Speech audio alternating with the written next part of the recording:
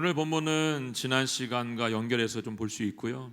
지난 시간 우리가 함께 나눴던 것처럼 교회 안에 있는 이 판단의 문제들과 또 믿음이 강한 자들과 약한 자들의 관계 속에 있는 어려움들에 대해서 함께 나누었습니다. 결국 믿음이 강한 자들, 약한 자들에 대해서 그들을 판단하거나 또 잘못된 행동으로 인하여서 그들이 넘어지지 않도록 하는 것에 대한 권면의 말씀을 계속해서 해주고 있는 것을 볼 수가 있습니다. 서로가 걸려 넘어지지 않도록 하기 위해서 교회 공동체 안에 꼭 필요한 것들을 지금 말씀하고 있습니다. 왜냐하면 믿음이 연약한 누구는 실족하고 넘어질 수 있기 때문입니다. 교회 공동체의 유익을 위해서 우리가 가지고 있는 자유, 우리가 말할 수 있는 권리, 이 모든 것들을 주님 앞에 올려드리는 것, 그것이 겸손이고 온유이고 사랑인 것을 볼 수가 있습니다.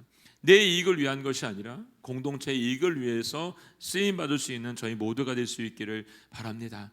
자, 17절부터 함께 보도록 하겠습니다. 연결해서 시작. 하나님의 나라는 먹고 마시는 것이 아니라 성령 안에서 의와 평강과 기쁨입니다. 아멘. 네.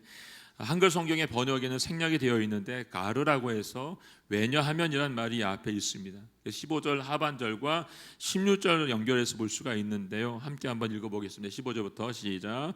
그리스도께서 위에 죽으신 그 형제를 음식 문제로 망하게 하지 마십시오. 그러므로 여러분의 선한 것이 비방을 받지 않도록 하십시오. 왜냐하면 하나님은 먹고 마시는 것이 아니라 성령 안에서 의와 평강이야 기쁨입니다.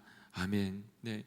하나님 나라는 어떤 특정한 음식을 먹느냐 못 먹느냐를 시시비비하는 그런 나라가 아니라는 것입니다.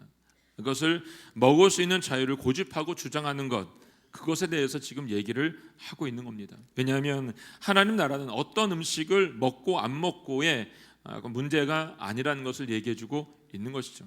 하나님 나라는 오늘 본문에서 말하고 있는 것처럼 성령 안에서 의와 평강과 기쁨을 이루는 나라라고 말해주고 있습니다. 그래서 예수님께서도 마태복음 6장 31절 33절 말씀에서 우리에게 이렇게 말씀해 주었습니다. 함께 읽겠습니다. 시작. 그러므로 무엇을 먹을까, 무엇을 마실까, 무엇을 입을까 걱정하지 말라. 이 모든 것은 이방 사람들이나 추구하는 것이다. 하늘에 계신 너희 아버지께서는 너희에게 이런 것이 필요하다는 것을 아신다. 오직 너희는 먼저 그 나라와 그 일을 구하라. 그럼 이 모든 것도 너희에게 더해 주실 것이다. 그러므로 내일 일을 걱정하지 말라. 내일 일은 내일이 맡아서 걱정할 것이요 한날의 괴로움은 그날에 겪는 것으로 충분하다. 아멘. 네. 우리에게 필요한 것이 무엇인지 아시는 하나님께서는 세상의 사람들이 구하고 있는 먹는 문제, 입는 문제, 마시는 문제가 하나님의 나라를 이루는 것이 아니라고 말해주고 있습니다. 너희가 오직 구해야 되는 것은 그의 나라와 그의 의를 구하라고 말씀하시는 것이죠. 우리는 성령님을 떠나서는 하나님을 생각할 수가 없습니다. 왜냐하면 예수님께서 십자가를 지신 이후에 이 성령님 은혜 보내셨고 그것을 믿는 자들에게 예수 그리스도를 우리에게 주신 걸 볼 수가 있습니다. 하나님께서 이 땅에 우리를 살아가게 할 수 있는 방법, 성령께서 우리에게 가르쳐주고 있기 때문에 그렇습니다. 그렇기 때문에 바울은 하나님 나라를 성령 안에서 의와 평강과 기쁨이 있는 것이다 라고 그래서 강조해서 말해주고 있는 것입니다. 다른 말로 표현해 보면 성령 밖에서는 의와 평강과 기쁨이 존재할 수가 없다는 것이죠. 왜냐하면 성령님을 벗어난 하나님의 나라는 세상이 말하고 있는 먹고 마시는 것이 더 중요한 나라이기 때문에 그렇습니다. 우리가 살고 있는 이 세상은 지금 여기를 우리가 정신을 차리고 똑바로 살아가지 못하게 되면 첫 번째 말하고 있는 하나님의 의를 이룰 수가 없다는 것입니다. 우리는 하나님 나라의 의를 이룰 수 없는 것은 옳은 일을 대해서 오른쪽에 대해서 설 수 없다는 것을 얘기해주고 있습니다. 왜냐하면 이 의로운 것보다 세상은 얼마나 얻었느냐, 이익을 추구하는 것에 대해서 얘기하고 있기 때문에 그렇습니다. 그래서 우리에게 너는 얼마를 벌고 얼마를 가지고 있고 얼마나 많이 갖추고 있는가에 대한 평가의 문제를 우리를 얘기하고 있기 때문에 그렇습니다. 그렇기 때문에 믿는 자들은 더욱더 정직하게 주님 앞에 서야 되는 것이 맞습니다. 두 번째로 우리가 이 정신을 못 차리게 되면 하나님 나라의 평강도 이룰 수 없다는 것입니다. 평강을 이룬다라고 하는 것은 하나님과 인간의 올바른 관계에 대해서 얘기합니다. 이 관계를 유지할 때에 이 평강이 이루어지게 된다는 것을 얘기해주고 있는 거죠. 근데 정신을 못 차리고 있게 되면 이 자신의 이익을 위해서 싸우게 된다는 것입니다. 정신을 못 차리면 결국 세상 가운데 있기 때문에 남을 밟고 일어서야 된다고 말하니까 밟고 일어서야 된다라고 생각하는 거예요. 더 많이 정치하고 뺏어야 된다고 생각하니까 싸움을 하고 폭력을 행하는 것이고, 지금 전쟁과 같이 이런 어려움들이 겪게 되는 것을 볼 수가 있습니다. 여러분, 아무리 좋은 것도 뺏은 것이면 그것은 여러분 그 평강이 우리 안에 있을 수가 없다는 것입니다. 정당하게 땀을 흘린 것만, 노력한 것만 우리에게 안정감과 평안을 주게 된다는 것을 말해주고 있습니다. 그래서 정신을 차리라는 겁니다. 세 번째, 정신을 못 차리면 하나님 나라의 기쁨을 이룰 수가 없어요. 기쁨은 하나님과 인간의 올바른 관계를 통해서 나타나게 되는 것이죠. 주님과 사귀어 살면 이 진정한 기쁨이, 이 생수의 강이 우리의 배에서부터 흘러 넘친다고 분명히 말씀해 주고 있습니다. 근데 정신을 못 차리면 하나님과의 관계에 초점을 맞추는 것이 아니고 세상이 추구하는 쾌락 가운데 빠지게 된다는 것입니다. 쾌락을 추구하는 사회는 영적인 기쁨이나 보람, 감사와 감격을 잃어버리게 된다는 것이죠. 그래서 오늘 우리가 살고 있는 현대의 문제는 무엇입니까? 이 감사와 감격을 잃어버린 것이 문제라는 것입니다. 없어봐야, 잃어봐야 감사할 줄 알고 또 귀한 줄도 알게 된다는 것이죠. 너무 많은 것을 하나님께서 이 나라 가운데 우리에게 주셨습니다. 그런데 불구하고 우리는 감사할 줄 모르는, 여전히 뭔가를 더 뺏고 가져야 된다고 생각하는 세상 가운데 살고 있다는 것이죠. 여러분, 농부가 농사를 지을 때 땀을 뻘뻘 흘리면서 한 해의 수확을 거둘 때의 기쁨을 여러분 아시죠? 여러분, 우리가 일하면서 땀을 흘리면서 노력해서 얻은 결과로 갖게 된 것들이 언제였는지 한번 생각해 보시기를 바랍니다. 저 여러분들에게 부탁드리고 싶은 게 있어요. 뭐냐면 우리 아이들에게도 이 땀을 흘려서 얻게 되는 결과를 맛보게 해주시라는 거죠. 여러분, 그냥 주시지 마시고 뭔가 노력했을 때 이렇게 됐더니 내게 주어지는 기쁨이 있구나라고 하는 것을 우리 아이들에게도 깨닫게 해주시라는 것입니다. 그냥 공짜로 주니까, 엄마가, 아빠가, 할아버지, 할머니가 주시니까 그냥 쓰는 것이 아니라 노력해서 뭔가 얻을 수 있는 기쁨을 우리 아이들에게도 맛보게 해주시라는 것입니다. 이제 우리의 믿는 자들이 또 변화를 해야 되는 것은 이 쾌락을 추구하는 세상에서 진정한 기쁨과 감사가 무엇인지를 우리가 전해야 될 책임이 있다는 것입니다. 하나님의 평강이 없는 세상에서 평강을 이루기 위해 하나님과의 관계의 회복을 이루라는 것입니다. 하나님의 의가 없는 세상 가운데 여러분, 이 의를 이루기 위해서 오른쪽에, 옳은 곳에 서실 수 있는 용기가 있어야 된다는 것입니다. 이것을 이루는 자들에게 오늘 18절은 이렇게 말하고 있습니다. 함께 읽어볼까요? 시작. 그리스도를 이렇게 섬기는 사람은 하나님을 기쁘시게 하고 사람에게도 인정을 받습니다. 아멘. 성령 안에서 의와 평강과 기쁨을 이루는 그 사람들, 그 사람 오늘 보니까 하나님께서 기뻐하신다고 말씀했고 사람들도 인정해 준다라고 말하고 있습니다. 성도 여러분, 세상에서 칭찬받는 것도 물론 중요하죠, 여러분. 그렇지만 오늘 말씀을 향하는 하나님으로부터 받는 칭찬과 상이 여러분 안에 있기를 예수님으로 축원합니다. 자, 19절부터 21절까지 말씀 함께 보도록 하겠습니다. 시작. 그러므로 화평을 이루고 서로 세워주는 일에 힘씁시다. 음식 먹는 문제로 인해 하나님의 일을 망치지 않도록 하십시오. 모든 것이 다 깨끗하나 다른 사람을 넘어지게 하면서 먹는 사람에게는 불결합니다. 고기도 먹지 않고 포도주도 마시지 않고 형제를 넘어지게 하는 어떤 일도 하지 않는 것이 좋습니다. 아멘. 앞서 하나님 나라의 속성과 그 본질을 명확하게 제시한 사도 바울은 그 열매 안에서 그리스도를 섬기며 하나님께서 기뻐하시는 구체적인 일들을 교회 안에서 실질적으로 행하는 것에 대해서 힘써야 된다라고 말해주고 있습니다. 여기서 힘쓰라, 디오코메는 추구하다, 갈망하다, 빨리 달려가다라는 뜻을 가지고 있습니다. 지금 이 교회, 로마 교회 안에 이 강한 자들과 약한 자들 모두에게 이 적극적으로 이 문제에 대해서 너희가 애쓸 것을 강력하게 권면해서 말해주고 있는 것이죠. 왜냐하면 음식의 문제로 인해서 하나님의 일을 망치게 해서는 안 된다는 것입니다. 사소한 분쟁으로 인해서 결국 큰 일을 그르칠 수 있게 되고, 특별히 교회 공동체 연합을 무너뜨릴 수 있기 때문에 그렇습니다. 그렇기 때문에 차라리 이 문제가 너희에게 불거지게 된다고 한다면 너희의 견해를 굽히고 낮추고 그들의 요구를 받아들이라고 말하고 있는 것입니다. 이 일이 믿음이 연약한 자들에게 걸림돌이 되기 때문에 어떤 일도 하지 않는 것이 좋겠다라고 지금 말을 하고 있는 것이죠. 그래서 바울은 고린도전서 10장 23절 24절 말씀에 이렇게 기록하고 있습니다. 함께 읽겠습니다. 시작. 모든 것이 허용되나 모든 것이 유익한 것은 아닙니다. 모든 것이 허용되나 모든 것이 덕을 세우는 것은 아닙니다. 누구든 자기 유익을 구하지 말고 남의 유익을 구하십시오. 아멘. 모든 것이 허용되나 모든 것이 유익한 건 아니고, 여러분, 모든 것이 허용되지만 모든 것이 덕을 세우는 것도 아니라는 것입니다. 누구든 자기 유익을 구하지 말고 누구의 유익을, 남의 유익을 구하며 살라라고 말하고 있는 것이죠. 당시 로마 교회 안에 세워진 전통과 제도가 하나님의 일을 무너뜨릴 수 있었기 때문에 모든 만물 안에 선하게 창조되었음에도 불구하고 인간이 거리낌으로 먹으면 문제가 된다는 것을 말해주고 있습니다.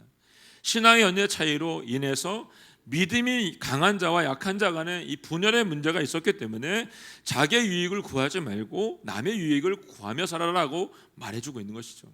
그러므로 믿음이 강한 자는 자기 기준을 세우지 말고 하나님의 기준이 무엇인지를 알아가라는 것입니다.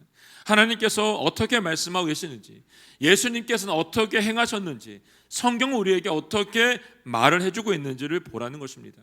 성경은 약한 자를 도우라고 했습니다. 원수를 사랑하라고 했습니다. 형제를 비판하지 말고 욕하지 말고 화해하라고 분명히 말씀해주고 있습니다. 자신의 생각을 내려놓고 주님을 바라보라라고 말씀해주고 있는 것이죠. 우리는 지난 시간 동안에 로마서 12장 1절을 통해서는 크리스찬이라고 한다면 여러분의 몸을 하나님이 기뻐하시는 거룩한 산제물로 드리라고 말씀해 주었습니다. 12장 14절을 통해서는 크리스찬이라고 한다면 여러분을 핍박하는 사람들을 축복하랍니다. 축복하고 저주하지 말라라고 우리에게 말씀했습니다. 13장 1절을 통해서는 크리스찬이라고 한다면 각 사람 위에 있는 권세자에게 복종하라고 얘기해 주고 있습니다. 근데 오늘 14장에서 아예 기준을 바꿔서 말합니다. 내 기준으로 살지 말고 남의 기준을 가지고 살라라고 말하는 것입니다. 우리의 기준이 아니라 남의 기준을 가지고, 그 사람의 기준을 가지고, 약한 자들의 기준을 가지고 살라라고 말해주고 있습니다. 우리의 기준을 내게 두면 실망한 일만 생깁니다. 그렇지만 우리의 기준을 하나님께 두면 오늘도 우리는 어디에 있든지 주님과 함께하고 있기 때문에 그 어디나 하늘나라가 될 수 있는 것입니다. 오늘도 내일도 우리의 삶은 무수한 선택으로 이루어져 있고, 오늘도 눈을 떴고 저녁에 잠들 때까지 우리는 수많은 결정과 선택을 하며 살아가게 되어 있습니다. 하루 종일 해야 하는 수많은 선택 가운데 여러분들은 믿음의 선택들을 매일매일 하고 사시는지요? 믿음으로 산다는 것은 무엇을 말하는지 바로 오늘 이렇게 말하고 있습니다. 22절과 23절의 말씀입니다. 함께 읽겠습니다. 시작. 그대가 가지고 있는 믿음을 하나님 앞에서 스스로 견고히 지키십시오. 자신이 옳다고 생각하는 일을 하면서 스스로 자신을 정죄하지 않는 사람은 복이 있습니다. 그러나 의심하며 먹는 사람은 이미 정죄를 받았습니다. 이는 믿음에서 나온 것이기 아니기 때문에입니다. 믿음으로 하지 않는 것은 다 죄입니다. 아멘. 믿음을 따라 산다는 것은 어떤 것일까요, 여러분? 무엇을 먹을까 말까 의심이 된다라고 한다면 이 말은 먹지 말라는 것입니다. 다시 말하면 이 양심에 꺼리고 부딪히는 일이 있다고 한다면 하지 말라는 것입니다. 그렇다고 양심이 우리 인생 가운데 여러분 모든 일들을 잘 인도해 주느냐? 그렇지 않다고 성경은 말합니다. 양심조차도 부패하고 마비되어 있기 때문에 그렇지 않다는 거예요. 그럼에도 불구하고 양심은 하나님께 주신 소중한 선물이기 때문에 믿음의 행동으로 옮겨지게 되면 그 양심이 우리에게 나침판의 역할을 해준다는 겁니다. 그래서 바울은 믿음으로 살아야 한다는 말씀을 할 때마다 이 믿음과 동시에 양심에 대해서 얘기를 하고 있습니다. 디모데에게 디모데후서 1장 19절에 보니까 이렇게 말합니다. 믿음과 선한 양심을 가져라. 어떤 사람들은 선한 양심을 버렸고 그 믿음에 관해서는 파선됐다라고 말하고 있습니다. 오늘 우리가 살고 있는 사회는 혼란과 부패와 거짓과 또 어두움 가운데 빠져 있습니다. 왜 그럴까요, 여러분? 그 원인은 여러분 양심의 화인을 맞았기 때문입니다. 믿음대로 살고 있지 않기 때문에 그렇습니다. 사랑하는 여러분, 우리 안에 주님께서 주시는 양심을 회복할 수 있기를 바랍니다.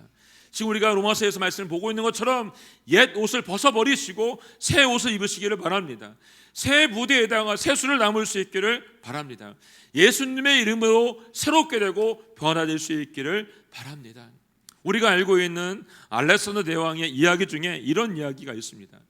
자신의 이름과 똑같은 이름을 가지고 있는 알렉산더라고 하는 병사가 있었답니다. 근데 이 병사가 일을 잘했으면 좋은데 일을 정말로 못하는, 심지어 그 이름에 먹칠을 하는 그런 병사가 있었답니다. 이 소문이 알렉산더의 귀에 들어가게 되자 그날 저녁, 아주 깊은 저녁에 몰래 그 막사를 찾아갑니다.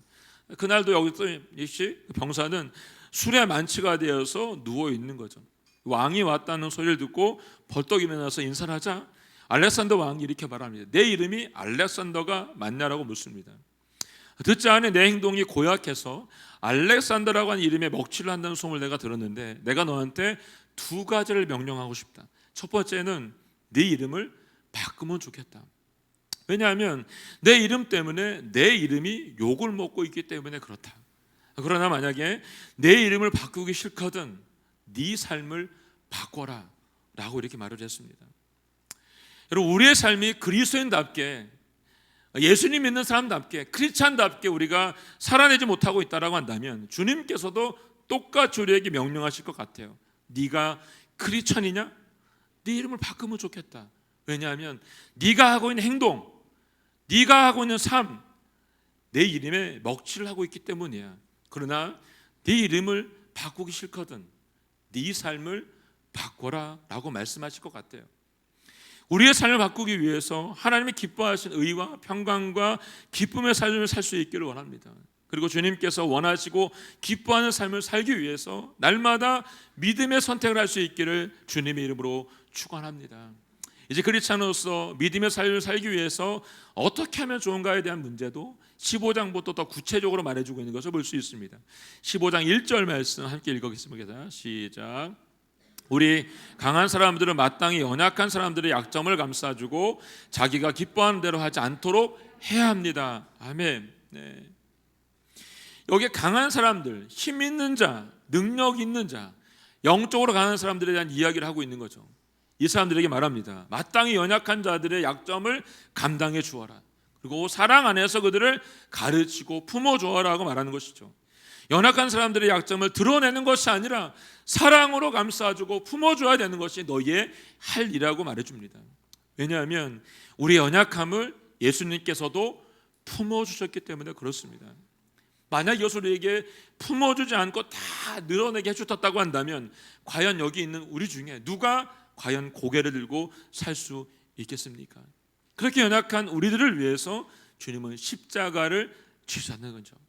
내가 크리스찬으로 존재하는 이유는 나 자신을 기쁘게 하기 위해서가 아니고 여러분 오늘 성경이 말하고 있는 것처럼 하나님의 영광을 위해서 존재하고 있다는 것을 기억하랍니다. 우리의 문제는 무엇입니까? 나를 기쁘게 하려고 하는데 문제가 있다는 것입니다. 나의 잘남을 드러내려고 하는 것 때문에 문제가 있다는 것입니다. 결국 여러분 나를 이기지 못하면 다른 사람도 기쁘게 해줄 수가 없습니다. 나에게 하나님이 주신 은사와 능력이 있다라고 하는 것, 나를 기쁘게 하라고, 나 잘난 척하라고, 나 이만큼 가졌다라고 자랑하라고 허락해 주신 것이 아니라는 겁니다. 내게 주신 은사, 능력을 주신 것이 있다라고 한다면 그것은 다른 사람을 섬기는 데 사랑하라고 우리에게 주신 것을 기억하세요.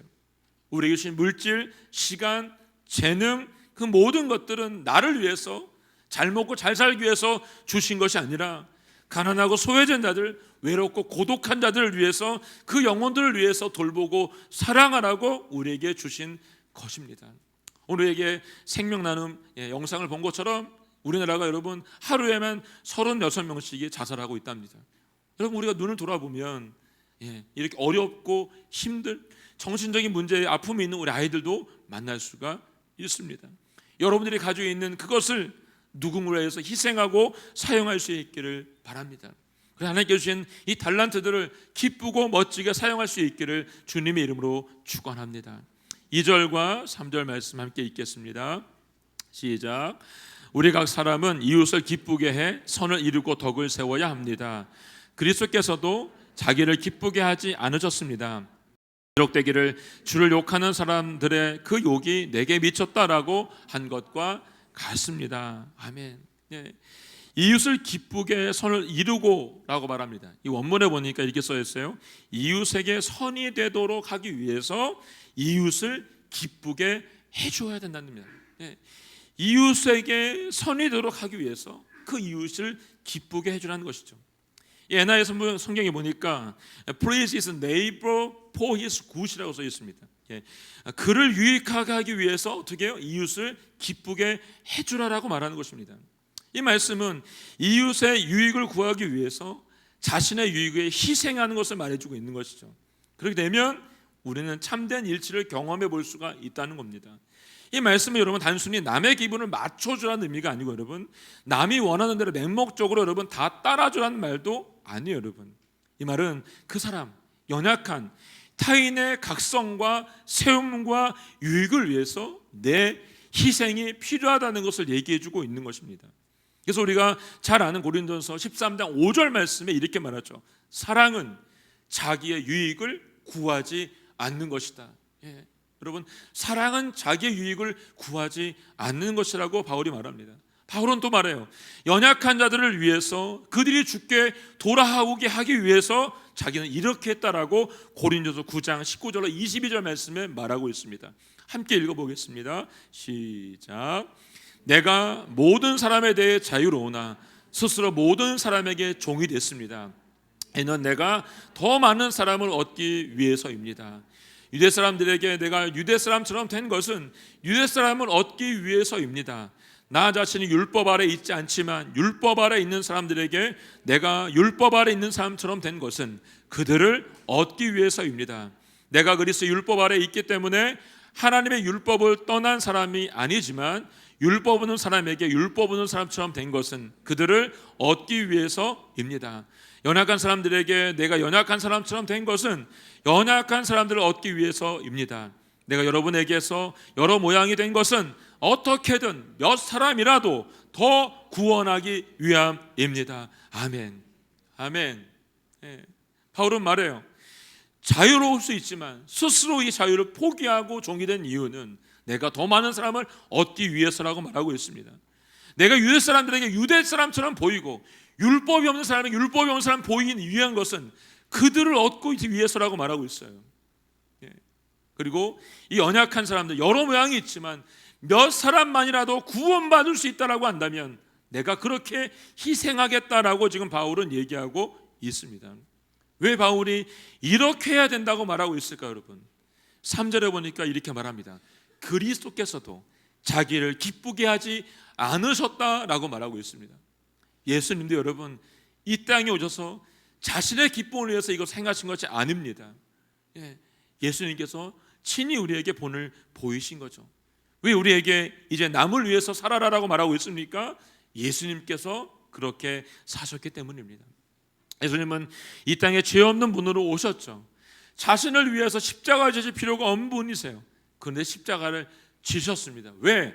여러분과 저를 위해서 지신 거죠. 이제 우리가 누구를 위해 살아야 된다고 여러분? 내 도움이 필요한 연약한 자들 위해 살아야 된다라고 말하고 있습니다. 누군가 인생의 걸림돌이 아니라 여러분들이 디딤돌이 되어서 살아라라고 지금 말씀을 하고 있는 것입니다.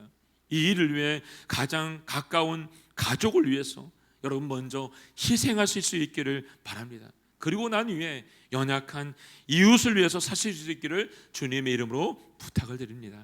4절부터 7절까지 말씀 함께 읽겠습니다. 시작. 무엇이든지 이전에 기록된 것은 우리에게 교훈을 주기 위해 기록됐습니다. 이는 우리로 하여금 성경에 주는 인내와 위로로 인해 소망을 품게 하려는 것입니다. 이제 인내로 위로의 하나님께 여러분으로 하여금 그리스도 예수를 본받아 서로 같은 뜻을 품게 하시고 한 마음과 한 입으로 하나님 곧 우리 주 예수 그리스도의 아버지께 영광을 돌릴 수 있게 해주시기를 바랍니다. 그러므로 그리스도께서 하나님의 영광을 위해 우리를 받아주신 것처럼 여러분도 서로 받으십시오. 아멘. 네. 믿음의 사람들이 예수를 본받아 한 마음과 한 입으로 아버지께 영광을 돌리기 위해서는 여러분 예수님의 생애의 마지막 한 주간의 삶을 통해서 들여다볼 수 있다고 생각합니다. 이 기간 동안 예수님께서는 제자들을 가르치신 일과 기도에 전념했던 것을 볼 수 있습니다. 마지막 만찬 자리에서 제자들에게 너희가 서로 사랑해라, 이로써 너희가 내 제자인 것을 알게 될 거라고 하는 말씀을 강조해서 먼저 줍니다. 그 마지막 밤 겟세마네 동산에서는 이 기도의 시간으로 온종일을 보내십니다. 요한복음 17장을 통해서는 마지막 기도 가운데 제자들을 위한 기도를 길게 하셨던 걸 볼 수 있습니다. 그 내용 중에 요한복음 17장 11절에 보면 이렇게 하나님께 기도하고 있는 걸 볼 수 있습니다. 함께 읽어볼까요? 시작. 나는 더 이상 이 세상에 있지 않겠지만 그들은 아직 세상에 있고 나는 아버지께로 갑니다. 거룩하신 아버지여, 아버지께서 내게 주신 아버지의 그 이름으로 그들을 지켜주셔서 우리가 하나인 것 같이 그들도 하나 되게 하소서. 아멘. 예수님께서 왜 하나 되게 하소서라고 강조해서 기도를 드리고 있을까요? 오늘 본문에 보니까 한 마음과 한 입으로 하나님 곧 우리 주 예수 그리스도의 아버지께 영광을 돌릴 수 있게 해주기를 빕니다라고 기도하고 있는 걸 볼 수 있습니다. 예수님의 마지막 기도의 부탁은 남은 제자들의 하나됨에 있는 것을 볼 수 있습니다. 예수님께서는 하나님께로 가지만 이 땅에 남아있는 제자들, 이들은 하나가 되어서 주님의 지상 명령을 감당하고 하나님께 영광을 돌려야 되기 때문에 그렇습니다. 그래서 바울은 로마에 있는 교회들에게 너희가 사명을 받은 믿음의 사람들이라고 한다면 예수님의 지상 명령을 위해서 너희가 하나됨, 일치됨에 대한 고백을 하고 주님께 영광을 돌려야 된다는 것을 말해주고 있습니다. 사도 바울은 지난주와 오늘 본문을 통해서 성도의 하나됨이 얼마나 중요한지를 지금 가르쳐주고 있습니다.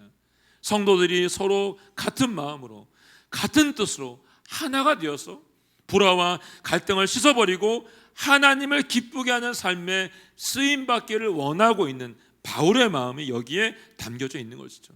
이제 마지막 7절 말씀을 통해서 이렇게 말하고 있습니다. 함께 읽어볼까요? 시작. 그러므로 그리스도께서 하나님의 영광을 위해 우리를 받아 주신 것처럼 여러분도 서로 받으십시오. 아멘. 네. 하나님의 영광을 위해서 우리를 받으신 것처럼 여러분도 서로 받아라라고 말하고 있습니다. 이 말씀은 예수님께서 우리가 다른 사람을 용납하고 받아들일 수 있는 것은 그분이 우리의 기준이 되기 때문인 것을 말해주고 있습니다. 즉 예수님께서도 우리를 받으신 것처럼 우리도 연약한 자들을 받아 주어야 된다는 호소를 하고 있는 것이죠. 하나님은 자격도 없고 실수도 많고 부족하고 미련하고 여전히 고집불통이고 도저히 용서받을 수 없는 죄 가운데 있는 우리 같은 존재들을 아무 조건 없이 지금도 받아주고 계십니다. 예수님께서도 우리의 죄를 못 본 척 해주고 있는 것처럼 보이처럼 이처럼 우리를 위해서 모른 척 못 본 척 해주고 있다고 한다면 우리가 못할 일이 뭐가 있겠습니까? 서로를 받아주고 용납해 주라고 오늘 말해주고 있습니다. 걸림돌이지 말고 디딤돌이 되라고 말해주고 있습니다. 이제 우리의 삶 가운데 서로를 받아주고 용납해 줌으로 말미암아 가정과 교회 안에서 한 마음과 한 입으로 일치가 되므로 누구에게 오직 하나님께만 영광 돌리는 삶을 살라고 오늘에게 말씀해 주고 있습니다. 오늘 이 삶을 살아낼 수 있기를 주님의 이름으로 축원합니다. 아멘. 오늘 찬양은 내 마음을 향한 주님의 사랑. 나의 말에 주님이 주신 진리가 있고 나의 주신 눈에는 주님의 눈물이 있습니다. 내 입술에는 주님의 찬양이 있고 내 두 손에는 주님을 닮은 섬김이 있습니다. 내 삶에 하나님 아버지 주님의 흔적을 남겨 주시옵소서. 오직 주님의 신부로 살게 하여 주십시오. 이 찬양을 주님 앞에 드리고 함께 기도하도록 하겠습니다.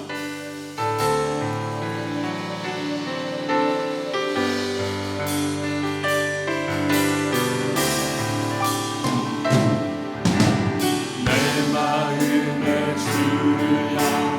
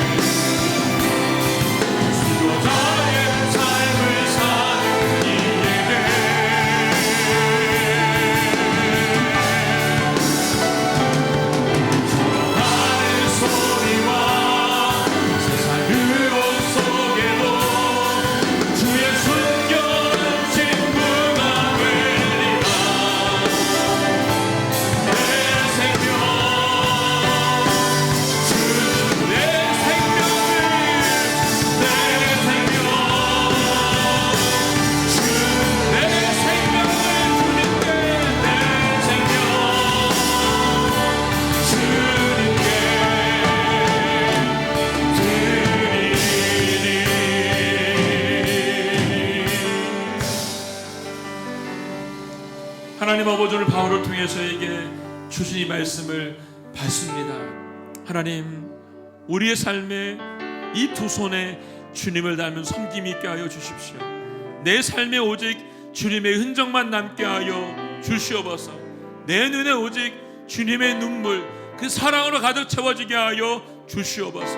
아버지 하나님, 세상의 기준이 아니라, 세상에 말하는 것이 아니라 오직 주님이 말씀하신 이 섬김과 사랑으로 살아갈 수 있도록 도와주시기를 간절히 원합니다. 받아주고 용납하며 하나님 아버지 낮아진 삶을 우리가 살아낼 수 있도록 도와주시기를 원합니다. 세상이 조롱하여도 하나님 아버지 세상의 유혹 가운데 빠지지 않게 하여 주시고, 순결한 신부와 같이 이런 삶을 살아낼 수 있도록 절 붙잡아 주시고 인도하여 주시옵소서. 다시 한번 성령이 불러 우리를 태워줘서 주님에게로 걸어갈 수 있도록 도와달라고 주님 앞에 고백하며 기도하며 나아가겠습니다. 주여,